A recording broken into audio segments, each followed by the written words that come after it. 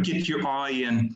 And I've put these modern names around the map on the right. This is medieval Prussia, but you'll see today it comprises North Poland as a result of the post-World War II settlement, of course. But it was a little bit bigger than old German East Prussia, and I've scaled it here against Wales. So you can see that it's a bit bigger, but not terribly so. And just as in Wales, towns tend to be clustered near the coast, in the river valleys. The same is true of Prussia. The towns tend to be along the Wisła, in the river basin, and again on the coast.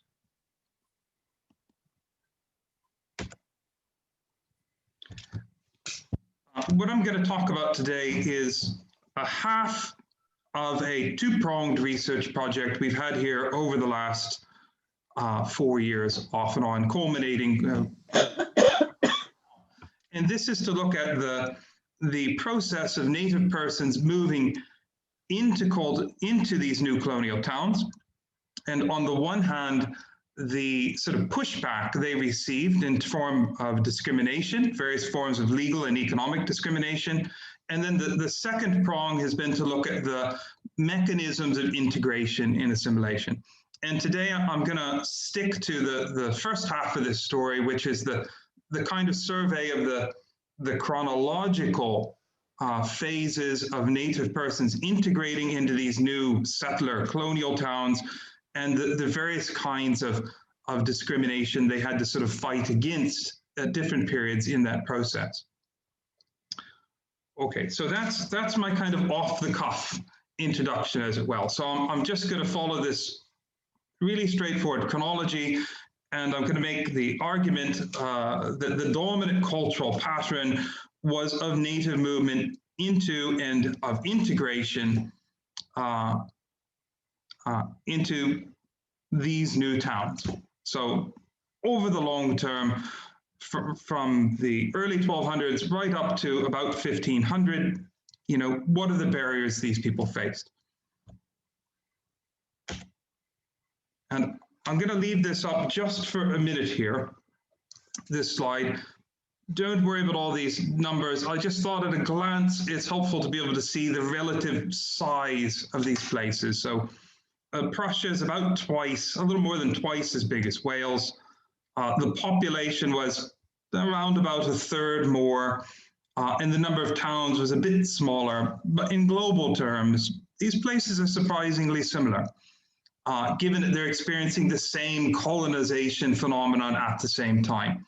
And the chronologies are remarkably similar as well.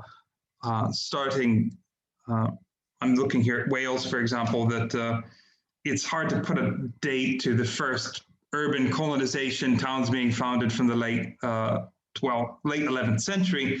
But I would suggest that if we focus in, there's a really particular chronology of the advancement of English conquest and urban colonization from about Bad King John's time, that ultimately ends in 1536 with the Union of England and Wales and the incorporation of Wales into the English broader polity.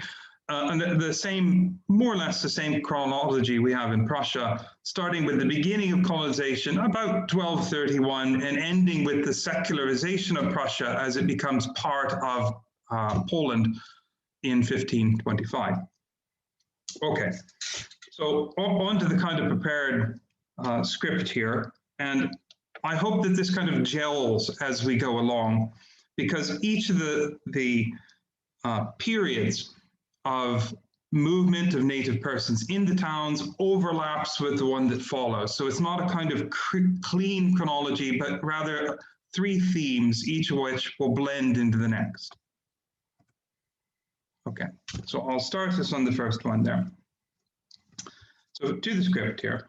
This research makes explicit a new approach to the problem of native populations in the new colonial towns of previously unurbanized conquered regions at the peripheries of Europe, focusing on late medieval Wales and Prussia, again from about 1231 to 1536. It considers the interests and experiences of the native individual seeking to integrate into and to improve his or her position within these new urban institutions, and it considers the contexts within which they did so, both a context of top-down discriminatory regulation by the territorial ruler and of bottom-up discriminatory responses from the colonial settler elite. There is a common sequence of periods of top-down and bottom-up discrimination broadly relating to the pan-European social and economic trends of the day. Professor Chai and I would contend that the dominant pattern, again, is one of native integration into towns, and today we're going to focus on the kind of hurdles that native persons faced. And I'd stress that people have looked at this process of colonization in the past, over the last 100 years, but always from the point of view of the colonizer, of the sort of experience of English moving into Wales or of ethnic Germans moving into Prussia. And no one's really seems to have bothered to ask, but how was this experienced by the native individual? So if I try and make a case a little bit more explicitly here for comparing the two, both Wales and Prussia experienced conquest and colonization, nationwide rebellion by native peoples, and eventually a political union with a neighboring polity that served to diminish ethnic tensions. Similarities between Wales and Prussia are also manifest in the century and a half after the Black Death. So this isn't just a high medieval situation, but we're looking right through the Middle Ages here. There are also parallels between Wales and Prussia after the Black Death, would eventually cause significant depopulation, leading both to curtailed immigration from these higher density places such as England and the Holy Roman Empire. And we can see some connections with changed economic realities after the Black Death as well. Broadly speaking, the movement of English peoples into Wales and of Germanic peoples into Prussia had been a redistribution of peoples from higher population density to lower population density, driven by land hunger and other adverse aspects of living in a high population density area. In England by 1300, it's thought the average peasant couldn't get enough land to feed his family, for example. So we can think of these as kind of push factors. There's also a complementary pull factor, and this is created by the territorial lords of both Wales and Prussia. That's to say the English king or marcher lords in Wales, or the state of the Teutonic Order in Prussia. And this pull factor takes the form of guarantees given to incoming settlers of personal freedom, of low rent land, and for urban colonists, all kinds of special trading privileges that help them become profitable in both the short and the long term. In both Wales and Prussia, most towns had a charter of privileges outlining their position under one or more legal codes. Some granted in recognition of a prescriptive trading community. That's to say, they said, okay, there's a village here, it's pretty populous, let's give it a charter. But also in a lot of places, in a prospective capacity, they said, looks like a good place to build a town, let's plonk one here and see if it doesn't turn out to be profitable. Now, while depopulation in England and Western Europe removed the push factor after the Black Death, the pull factor of urban privileges and the chance to get rich or at least improve yourself by being a trader, that's something that continues. And we might also keep in mind that in medieval towns and cities, high mortality resulting from the sort of cramped and often unsanitary living conditions means that larger towns especially needed constant in-migration to maintain numbers and the overall prosperity of the community. So this kind of perpetuates the pull factor even after the Black Death took away the push factor. Now, alongside this sort of colonization that took place, there was a patchy extension of English, German, and Polish law to different parts of Wales and Prussia. Settlers brought their own law and legal status with them. So if you're English, living under English customary law, and you go to Wales, in an English village founded there, you continue to live by English law, and so forth. Natives generally had the least amount of rights and the heaviest tax and labor duties in these colonial zones. But townspeople, that's the kind of the real spot in the sun here. Townspeople are the most free, and townspeople enjoyed special legal privileges that set them above even English colonists or German colonists in the West or the East. Now, this complex and overlapping pattern of laws gave rise to a number of problems, but to name just three identified by the late Sir Rhys Davies in a Welsh context, quote, the contemporary realization that law to be applied depended on the person and race as well as on geography, the absence of any agreed definition of what constituted the areas under any one law, i.e. Wales or the March in Wales, for example, and the nature and extent of jurisdictional supervision to be exercised by the various parties within the feudal hierarchy, that is the king versus local lords versus the governing council of the town, makes this a minefield. Now, into this sort of complex legal environment, towns are sort of plonked down and introduced for the first time in Wales and Prussia by English Teutonic conquerors. Admission to town law in either area, typically the so-called law of Bertiel in Wales or Combe or Lubeck law in Prussia, conferred sort of supra-ethnic legal status, both superior and outside of the normal complicated legal entanglements of rural society. So once you're a townsperson, once you're a burgess in Wales or a burgher in Prussia, it no longer matters what your ethnic origin was, or whether your family is historically free or unfree. It cuts through these ties. For example, alongside this extra status that sets you above rural society, you generally have guarantees of minimal taxes and tolls and a very limited, strong limits on lordly oversight. Mechanisms or requirements for admission to urban franchises differed. Typically in Wales, admission required only that one become a tenant in chief of a property in burgage tenure. And so access to the franchise was indirectly regulated by vetting buyers. For example, the Borough Charter of Anglesey, the Borough Charter of Beaumaris and Anglesey made it explicit that, quote, Jews shall not at any time stay in the said borough, and thus they're indirectly disqualified from becoming burgesses.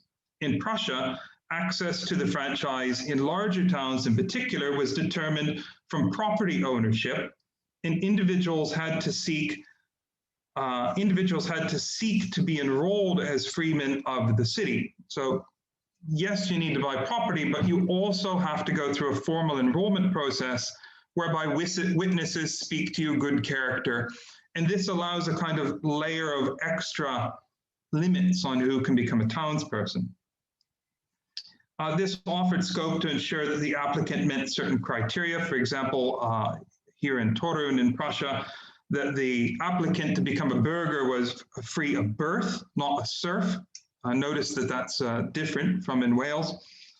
And of a Christian confession, and of sufficient assets and social standing. And you can imagine the social standing part of that must have been extremely subjective.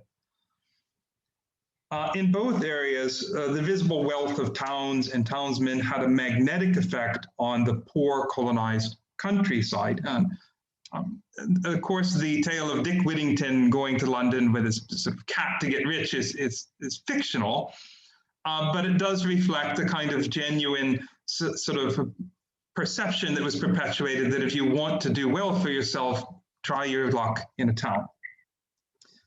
So this brings us to the kind of firmer chronology of what challenges people faced when they got into the town. The dominant cultural pattern was one of native movement into towns, of integration and eventual admission to town law. But the pathway to urban prosperity could lead at its most extreme from the rural dwelling of an unfree native to the townhouse of a burgess or burgher enjoying town law. And it wasn't a straightforward journey. How onerous it was varied across space and time. Nonetheless, a sequence of three broad periods of native integration defined by prevailing socioeconomic conditions may be identified with overlapping chronological boundaries, and these present in both Wales and Prussia.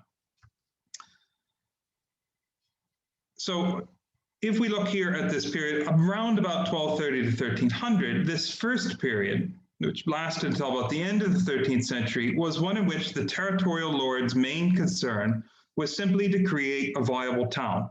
And the incoming settler population was not sensitized to the prospect, positive or negative, of native townspeople.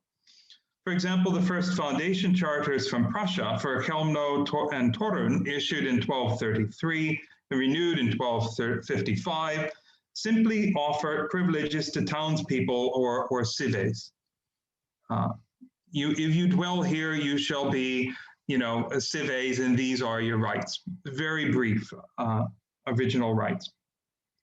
Similarly, in Wales, early charters do not place ethnic restrictions on burgage tenure, though they showed an awareness of ethnic groups and might assume townsmen to be non-native. The first Swansea Charter, issued between 1158 and 1184, was addressed, quote, to all barons, burgesses, and men, English and Welsh, greetings. However, when it carries on, it ignores the Welsh in the further preamble to specific urban liberties, saying, be it known to you all, both English and French. So the Welsh kind of disappear here. But equally, it declares in a very neutral fashion, to every burgess a burgage, with all its appurtenances, to wit, their assets. So that is to say, at least initially, whomever should come and clear a bit of land and construct a burgage ought to have the right to be a burgess. The main concern of the territorial ruler in Wales was to foster the growth of his new towns, and so the law of Spatial, first given to the Anglo-Welsh cathedral city of Hereford before 1071, was particularly helpful in this respect, as it was granted to community after community after community in Wales, as it allowed unfree persons who should hold land within the town for a year and a day to become freemen of the borough. This right, enjoyed at Hereford in 1071 and repeated in dozens of later borough charters, as in the Beaumaris Charter of 1296, had the power to break one's legal condition, but presumably one's native ethnic legal condition as well as unfree condition, because in Wales, they're very often conflated. The only limit on such charters was an outright prohibition against dwelling in the borough, like that which prohibited Jews from dwelling in Beaumaris. Now, this early phase of urbanization resulted in substantial mixed communities, especially in more remote geographical positions less favorable to immigration, or where privileges were granted to a pre-existing settlement. Tenant or taxpayer lists from the period 1292 to 1326 survived for 42 Welsh towns. In 24, or 57% of these, at least a quarter of persons listed were ethnically Welsh. In 18 of these were smaller, undefended settlements where urban privileges had been granted to pre-existing crossroads or points of exchange. In 12 of these 42 towns, the majority of tenants or taxpayers had Welsh names. And again, these tend to be more remote locations.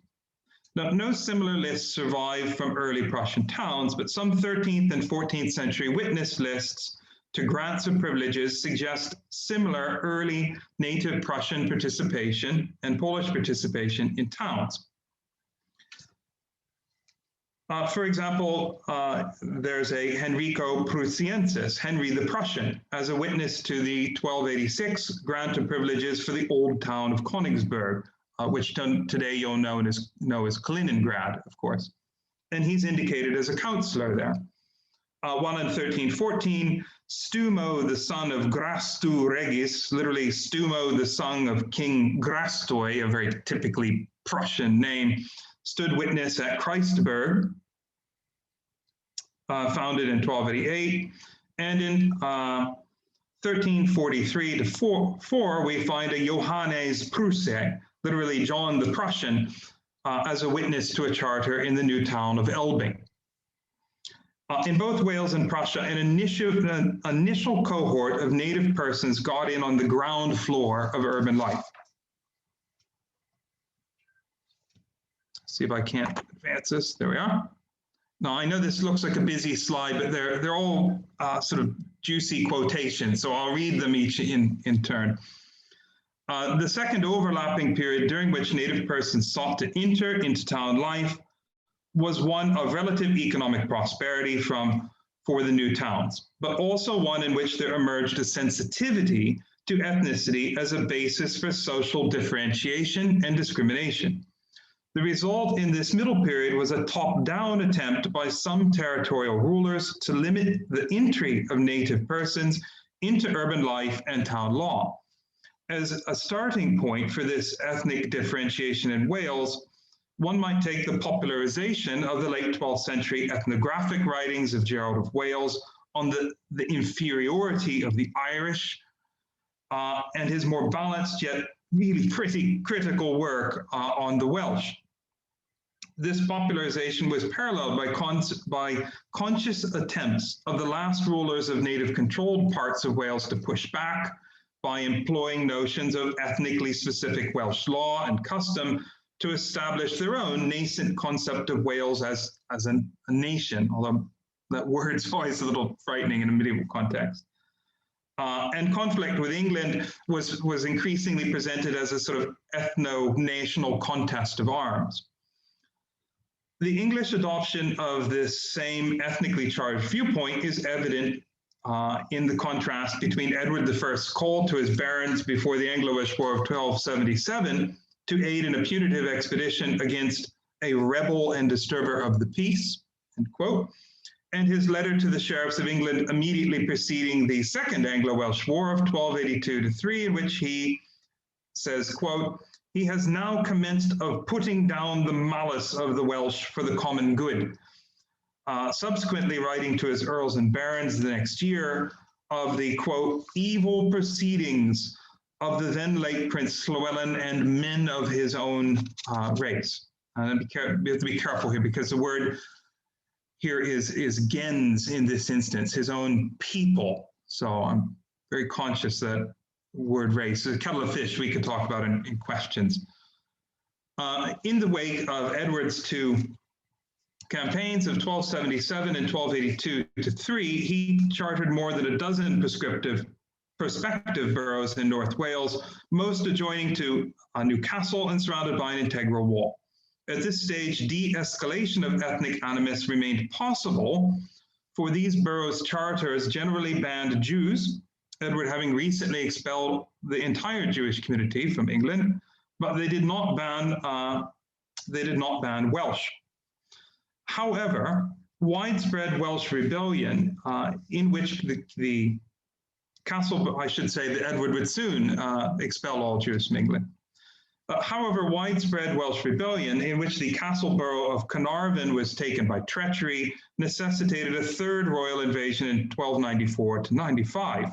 After its suppression, Edward founded his final walled town, Beaumaris, and issued an ordinance restricting Welsh access to urban life. And I quoted here, "No Welshmen are to acquire lands or tenements in the English walled towns and boroughs, neither within the liberties of the English boroughs and towns nor outside. No Welshmen are to stay or hold burgages in the walled towns." Now, accompanying ordinances barred Welshmen from bearing arms within or without towns or churches on pain of confiscation and 1-year imprisonment, and banned Welshmen from congregating without royal license, whatever congregating without license comprises. One can only wonder how market day must have been interpreted by officious persons. On the other hand, the Welsh as a people or a race, depending on your choice of translation, were now all potentially seen as the enemy. Royal officials were not to be Welsh. The earliest known borough charter to specify English burgesses, confirming liberties to new townsmen and their, quote, English heirs and assigns, was the Earl of Lincoln's seigneurial charter for the borough of Denbigh in the lordship and later county of the same name, issued between 1283 and 1290.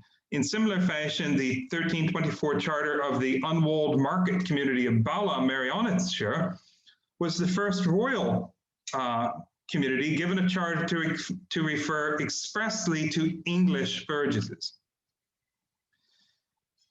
Now, despite inconsistent top-down discrimination, bottom-up integration and assimilation continued to be the dominant cultural pattern, not least of all because it was unclear very often whether English meant ethnically English or simply holding by English tenure.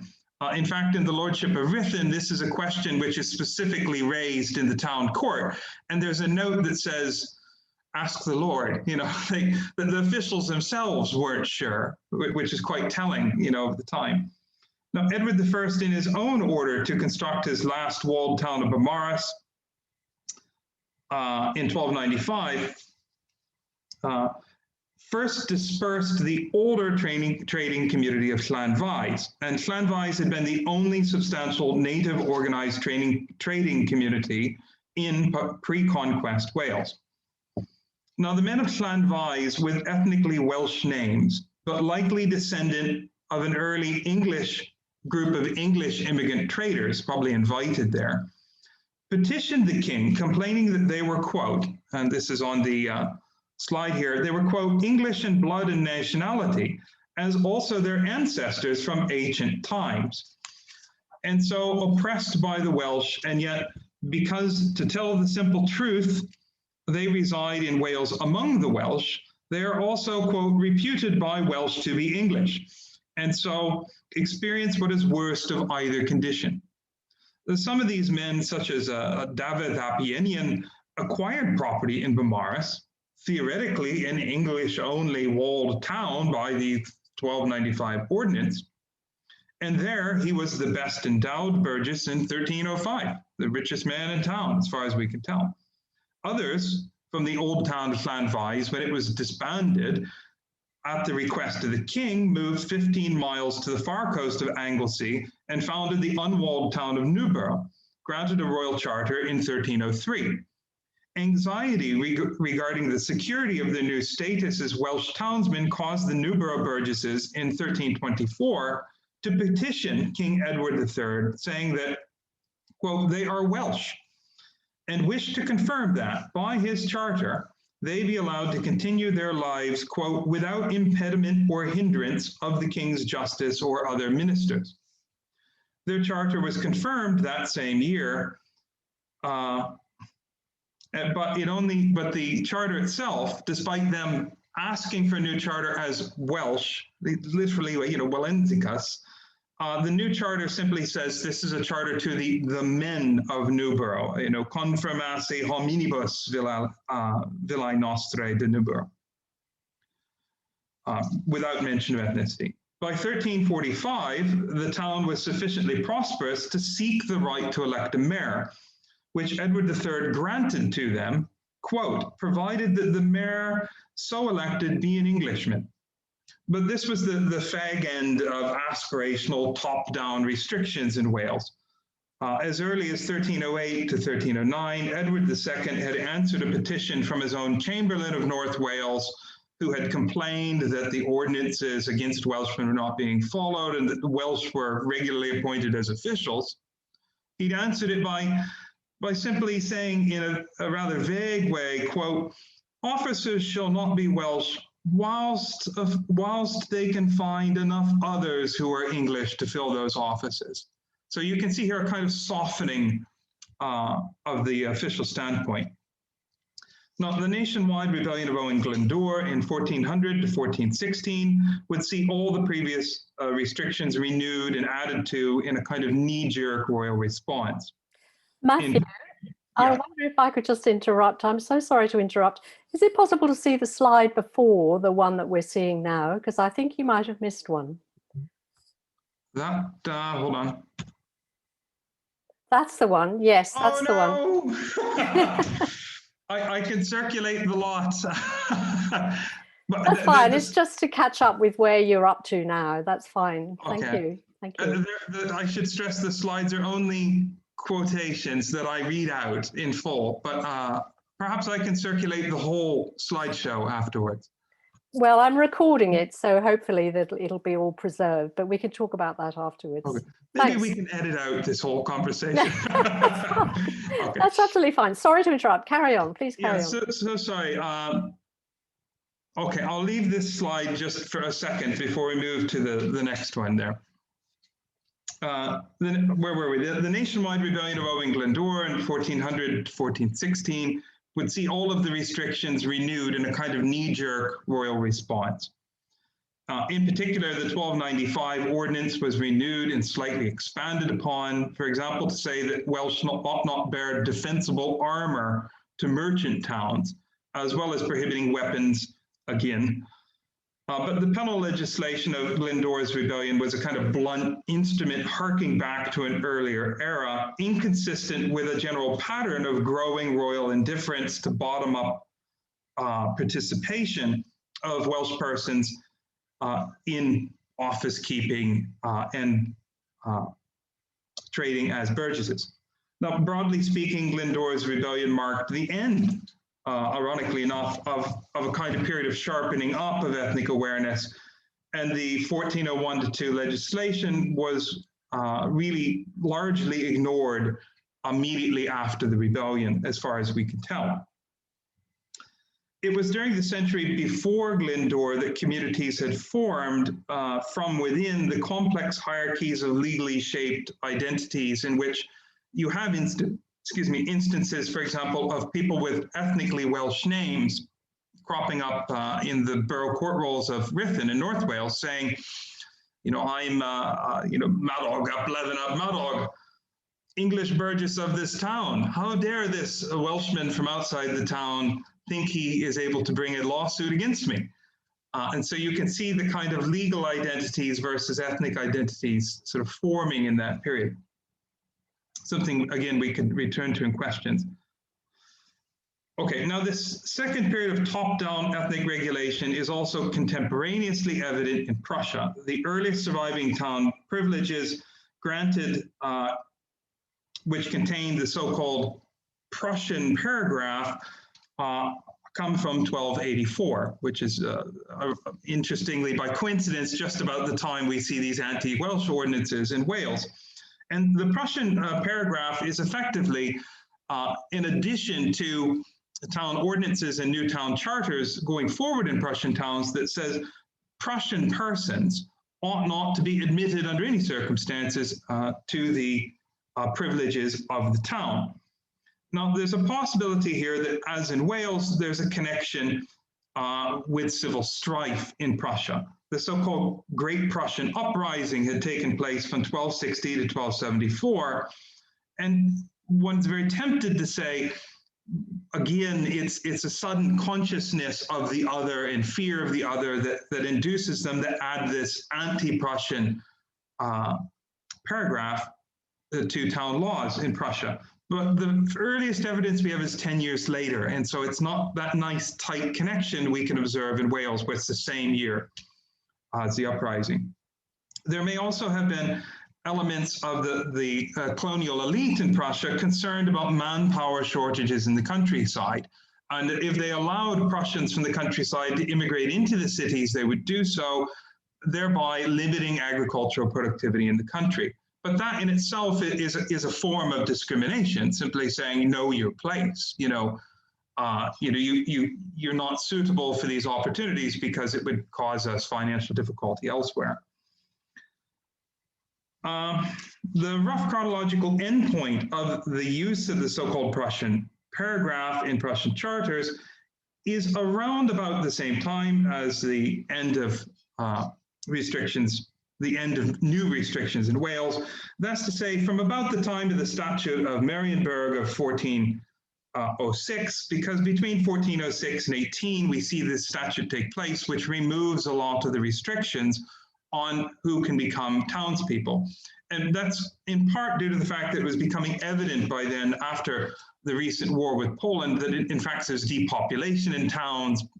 You know, how do we bulk up the urban communities? Maybe we should roll back some of these restrictions. Just quite pragmatic.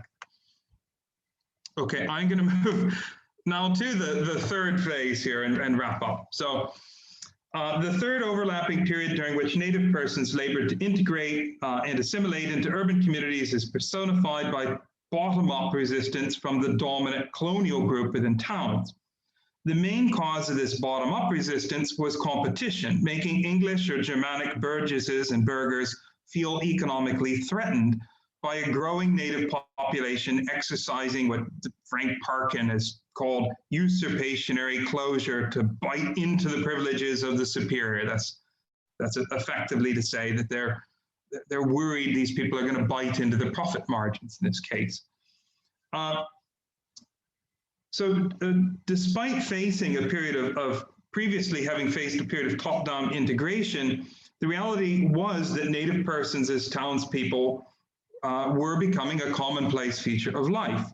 And this prompted the dominant group to exercise exclusion, or so-called exclusionary closure, to kind of shore up their position by keeping them out. Where ambitious territorial lords founded more towns than were economically viable after depopulation, this was especially true, for example, in North Wales. But in most parts of Wales and Prussia, especially where native persons had comprised a substantial part of new urban communities from the start, bottom-up resistance to native participation was precipitated, I mean, really expressly by the Black Death in 1348-49. So, you know, on the one hand, there's just too many towns in some places, but in other places, it really is a problem associated with depopulation. So if we take a long view of this, the first shoots of this third period are seen in North Wales, where burgesses of Flintshire petitioned the crown. And here we're looking before the Black Death at a place where there's just too many towns to be supported. Already in 1297, they're complaining about, quote, Welsh villains who have bought land in the town to bake and brew, contrary to their charter and custom. But in fact, Flint's 1284 charter, granted on identical terms with that of those of Conway, Carnarvon, and Rutland, contains a clause that explicitly states villains may come to the town, and if they reside there a year and a day, they ought to be considered free townspeople.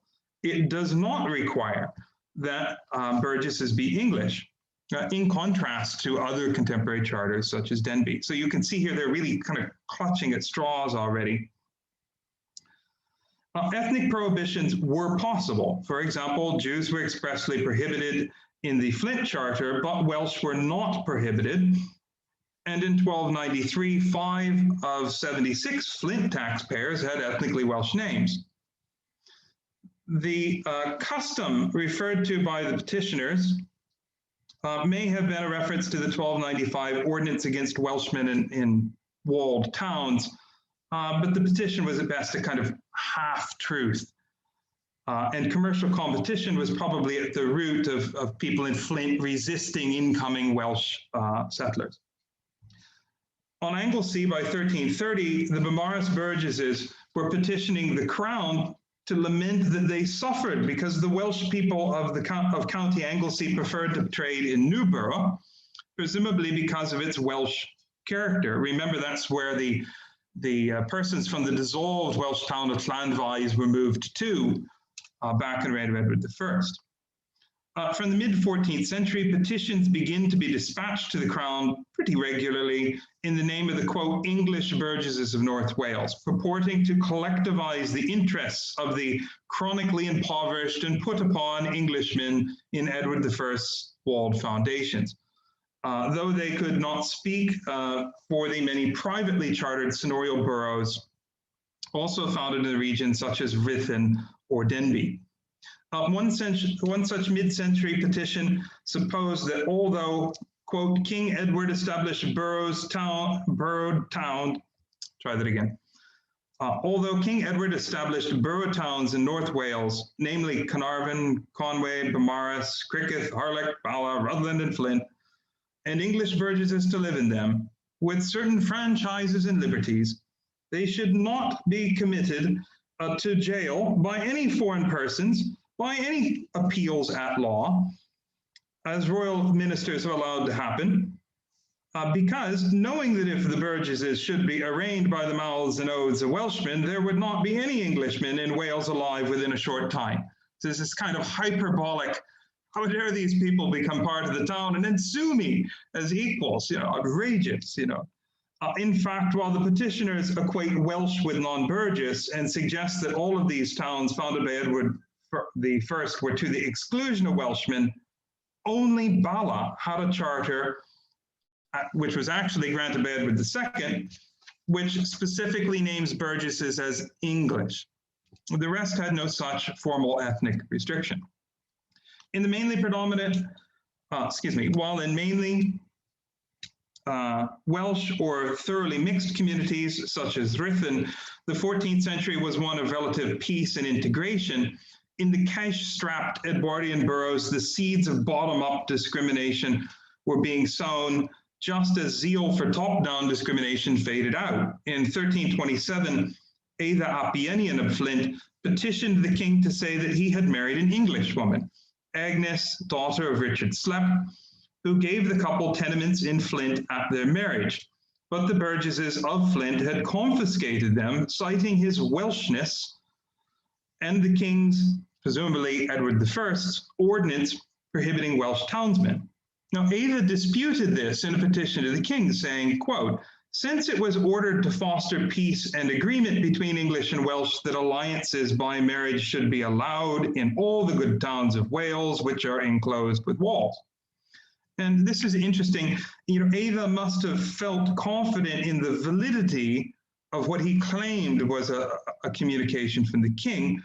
Otherwise, he wouldn't have gone to the expense and the trouble, presumably, to try it on in a petition to the king.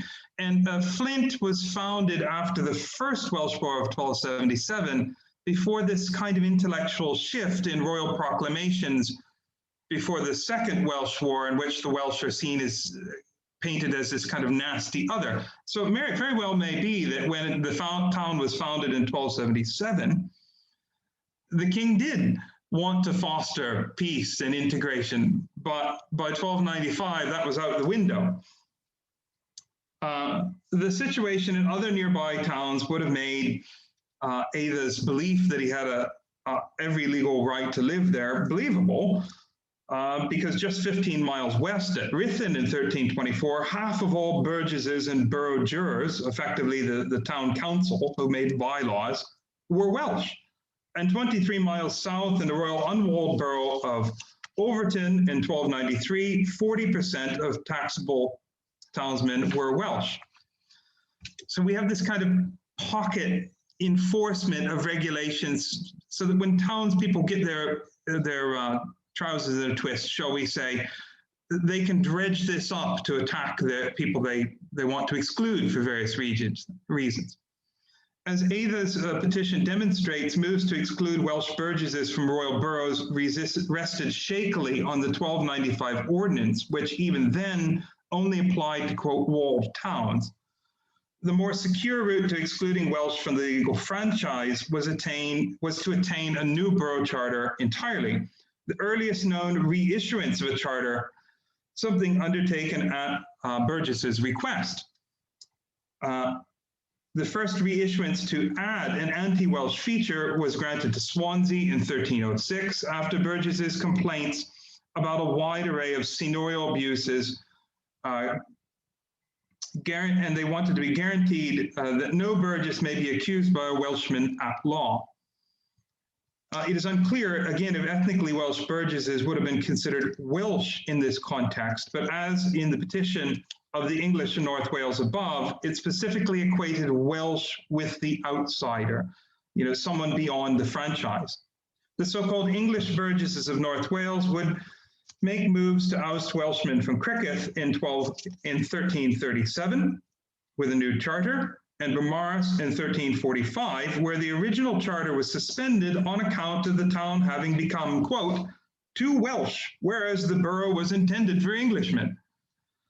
The social and economic crisis precipitated by the Black Death in Wales in 1348 to 49, as a fixed number of towns served a sharply reduced customer base, provided the motivation necessary for a whole wave of reissuances of town charters, now prohibiting Welsh burgesses at the request of the English burgesses. For example, the English of Hope, Flintshire, received a new no Welsh charter in 1351, confirmed again in 1378. The English of Flint did likewise in 1360. Brecknockshire received a no Welsh charter in 1365. While new no Welsh charters were granted only sporadically to a minority of boroughs in Wales, they were a powerful tool amounting to a kind of sustained attack in certain places against Welsh townsmen. Obviously, the towns that were by majority Welsh never sought a new no Welsh charter, and so it's dependent upon the ethnic mix when the crisis came. In Wales, on the last 2 pages here, in Wales, the Glendora Rebellion of 1416 would punctuate this third period of integration resisted from below by English burgesses, with renewed attempts at the top-down suppression of Welsh townsmen, at least in the minority of towns which were royal as opposed to private foundations. Henry VI reissued by statute the content of the 1295 anti-Welsh ordinance, significantly stating, quote, no Welshmen are to be received as a citizen or burgess in any city, borough, or merchant town. But the reality of Welsh integration forced him to include a telling caveat, which really shows you how tepid, any return to top-down oppression would be. It says, quote, any such Welshmen which now be in any such said borough or franchise or town, being citizens and burgesses, shall find surety and put good caution of their good bearing towards the king and his heirs, as for to hold their loyalty to the governance of such cities, boroughs, and towns in the same which Welshmen dwell. The prohibition, in other words, only applied to new arrivals, not integrated Welsh. We can't have any more Welsh, but the ones who are there, that's okay, After the rebellion, no Welsh charters continued occasionally to be issued, for example, to Llandovery, Carmarthenshire in 1485, including a clause that land sold to a Welshman shall be forfeit to the king. But the dominant pattern towards integration and assimilation would continue until the 1536 Act of Union of England and Wales extended Welsh and English legal status. Some no Welsh charters, such as the new no Welsh Charter of Holt given in 1411, were confirmed after 1536, as Holt's was in 1563. But by that time, Welsh persons were considered legally English, all of them, and so the ethnic provisions were no longer relevant. In Prussia, particularly in the larger towns, bottom-up resistance to entry of native persons into town life is not reflected in urban policy until the pan-European economic depression of the 15th century. In the second half of the 14th century, there had been an influx of artisans from Poland, in particular, prompting stronger tendencies towards exclusion of artisans. For example, from the exclusion of Polish artisans in the Mark of Brandenburg. But I've lost a page there. Where are we at there? But this would not last. And the tendency was the individual guilds, for example, butchers in Torun would exercise the power to exclude certain workers from participating in their craft. So again, bottom up. But they had to compete at the same time with some niche trades, like certain kinds of shoemaking, which had already been taken over by Prussian and Polish immigrants. Okay. So I think I'll wrap up there because I can see I've gone way over. I just realized your apologies. So in conclusion, this paper argues that the dominant pattern of nature interaction is eventual integration and assimilation. The native person's pathway to assimilation was fraught with many potential roadblocks, which changed over time. Whether Prussian Slav or Welsh Briton, a common pattern of changing expressions of discrimination existed through time. For those lucky enough to be present at the inception of a new town, they could get on the ground floor. Following national rebellions, there was top-down oppression, which ultimately was unsuccessful. And during times of economic crisis, particularly after the Black Death, we can see bottom-up discrimination, where workers tried to exclude other townspeople through new charters by excluding them from certain craft guilds. Thank you very much. Thank you very much indeed, Matthew. Thank you. That was a really wonderful paper. And I'm sure everyone enjoyed it, even though you can't hear them clapping, I'm afraid, because everybody's on mute. But if anybody wants to put a thumbs up or another reaction from the reaction box, then I'm sure that would be much appreciated. We already have a couple of questions. There we are. There's some clapping hands appearing. So that's really nice. We already have a couple of questions lined up. So anyone who can stay on for a little bit for question time, please do. And in the meantime, I'll put the questions that we've had so far. First one, if anybody wants to ask a question, please either write it into the chat box, or you could raise your hand by going into the reactions menu at the bottom of the screen. There's a little raised hand symbol that you can click on, raise your hand, and I will see that next to your name and I can come to you. But if you'd rather just write your question into the chat box, that's fine as well. The lectures and the questions are being recorded. So if you don't want to be recorded, then ask your question in the chat box. So to start off, there's a question from Penny Williams, who says, was the experience of towns similar in South Wales to the development of towns in the north? Matthew? Yeah, there are some clear differences there. Certainly, South Wales has a greater proportion of private foundations compared to North Wales. South Wales is of course, sees 12th century, late 11th and 12th century urban foundations, mostly by individual kind of Norman adventurers, whereas North Wales is really characterized by this final wave of town foundation by the king.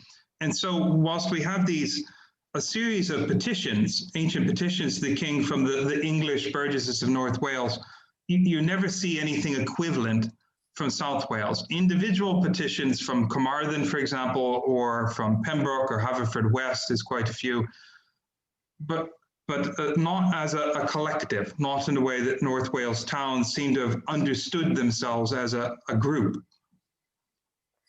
Okay.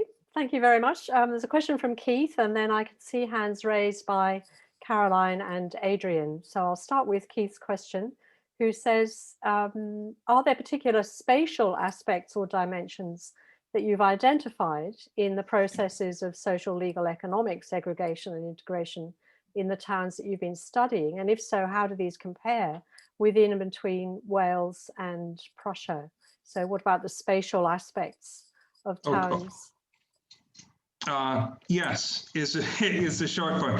Yes, there is a really strong spatial aspect, and this falls under what we consider these kind of mechanisms of integration. So transpontine, I have a slide for it, luckily enough.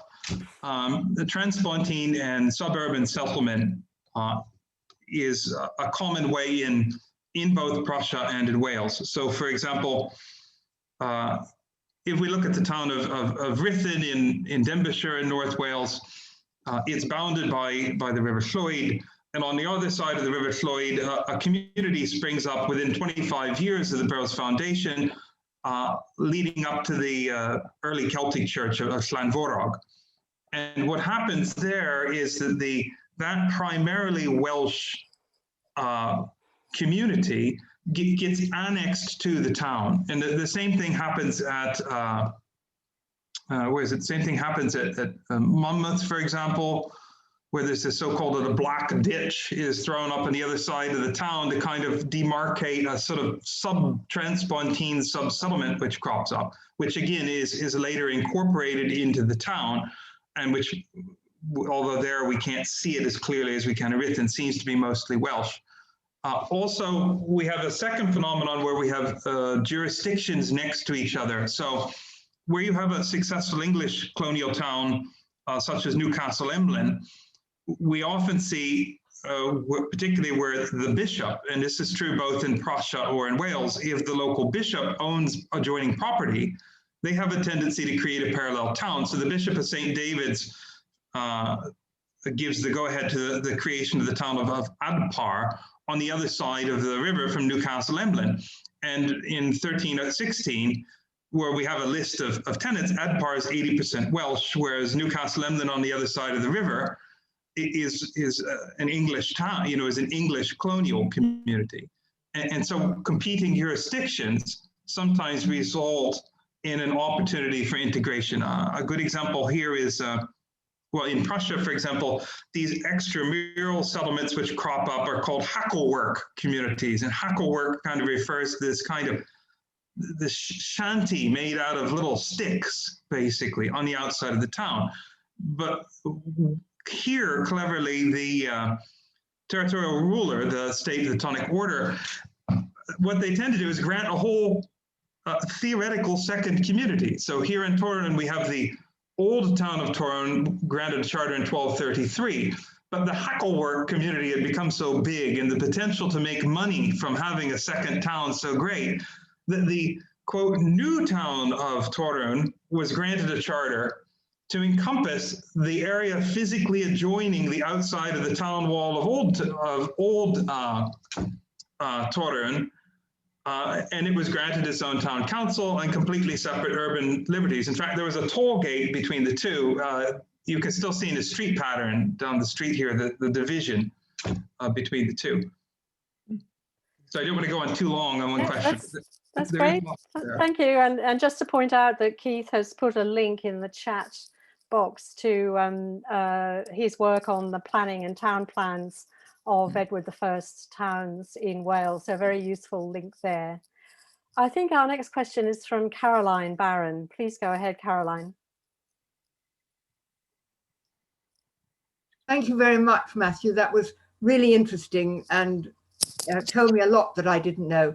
I'm just very pleased to see Newcastle Emlyn there because I was born in Newcastle Emlyn. Oh, I'm glad one day it will be famous, but at the moment.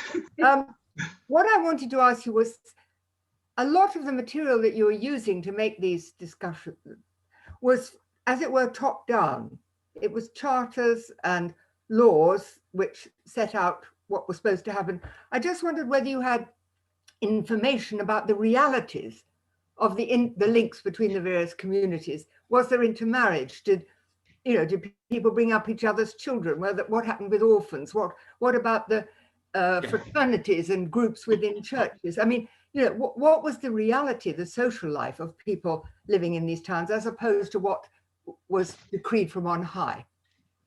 Yeah, this is a very interesting point because, for example, if we go systematically through the borough court rolls from Carnarvon or from Ruthin in North Wales, in both instances, the majority of people working as servants in the towns have typically ethnically Welsh names. Mm. And there must have been a degree of intermarriage. For example, this petition I mentioned from Ada Apienian, who's a Welshman who's married an English heiress in Flint. And then, of course, he's being denied the right to the property after her father has died on the basis of the fact that he's Welsh, and so we have sporadic instances like that. For example, from 15th century Ruthin, there are a number of families where, because we have a 1482 rental of the town, which indicates each burgage plot and the three previous owners. So they don't always have all three, but about half the time they do. And you can see in that town, which has experienced a kind of re-Cambricization at that time, that it will say the previous owner is, or the current owner had it from his father, or from his father-in-law, or through his wife, and the name of the previous person. And you can see pretty consistently that there is a kind of marrying in the late 15th century. I wish we had that kind of information for the 14th century or the late 13th century, but it's just not there. As always, the later you get, the better it gets. Did they worship together in the same churches? Sometimes yes, and sometimes no. So, for example, at Carmarthen in South Wales, there's a pre-existing community there within the bounds of the old Roman fort with an abbey church in the middle of it. And the abbot maintains his own borough there. There's actually a lengthy court case in the 1340s because the town of so-called New Carmarthen is physically adjoining, and the abbot takes it upon himself to arrest the bailiff from the new town for coming over and trying to collect tolls. And this results in a court case that, eventually creates a formal recognition, of the pre-existing town. Now, I give you this story because, of course, the town the Abbey Church was rededicated. And I'm trying to remember the original Welsh dedication. But in the later Middle Ages, it has a joint dedication to a Welsh and an English saint. It becomes, somebody could find out how wrong I am in seconds on the internet, but it becomes something like the Church of St. Cadog, the Abbey of St. Cadog and St. Edward, or something like this, which is a pretty strong indication. Integration, yeah. Anyway, thank you. Thank you very much. Thanks very much, Caroline. And the next question is from Adrian Phillips, if you want to go ahead, Adrian. Thank you, Helen. Thank you. Well, thank you, Matthew. I enjoyed it very much. You used the word ethnicity a great deal. You didn't once, I think, use the word language. And I was interested to explore a little bit your thoughts on that, because, I mean, language is in one way a badge of separate identity. But another way, it's quite an effective means of integration. So, if people all begin to learn to speak German or English, so I wondered how far that was a factor in bringing about the eventual emergence of urban communities which had a shared identity. Yeah, that's a very good question. Again, hard to answer. There are a few references to I'm trying to think of the Latin word that's used. This is here, but there are a few references to persons in the court rolls of Carnarvon and Ruthven who, as translators. But it's something. The Latin is different. It's not narratores, but people are paid effectively to translate. And one must wonder what borough or manor court proceedings looked like in this kind of mixed environment. Quite famously, in the Act of Union of 1536, it sets out a requirement that court proceedings ought to be held in the medium of English. So one must assume that sufficient literacy or sufficient fluency or access to persons with sufficient fluency in English was felt a realistic expectation by that point. Again, it's difficult to know here in Prussia.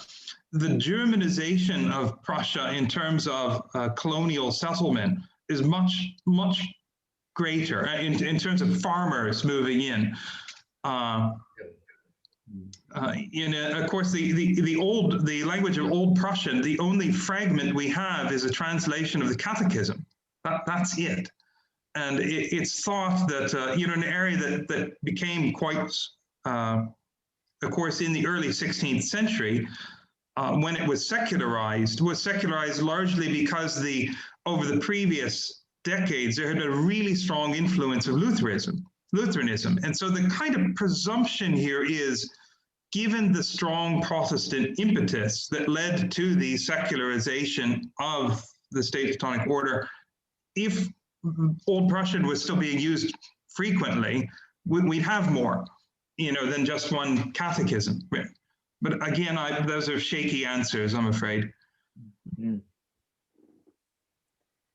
Okay, well, thank you very much for those questions and for your very generous answers, Matthew.